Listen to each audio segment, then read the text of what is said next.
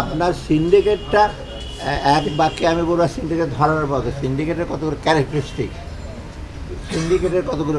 প্রথমত সিন্ডিকেট যারা সাপ্লাই আনে বা করে তারা তো ওরা কন্ট্রোল করতে চেষ্টা করে এবং বিভিন্ন ডিস্ট্রিবিউট করে দেয়।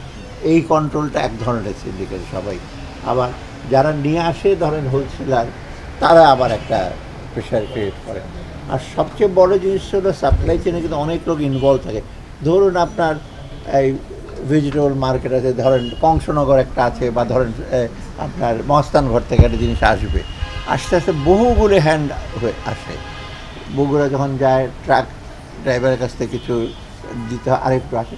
তো কিছু কিছু মিডলম্যানের দরকার আছে, সার্ভিস দেয়, লোড করবে আনলোড করবে। কিন্তু আর কিছু কিছু আছে যারা এক্সট্রাঅর্ডিনারি, ওরা সিম্পলি চাঁদাবাজ, ওরা কিচ্ছু করে না, কোনো সার্ভিস দেয় না।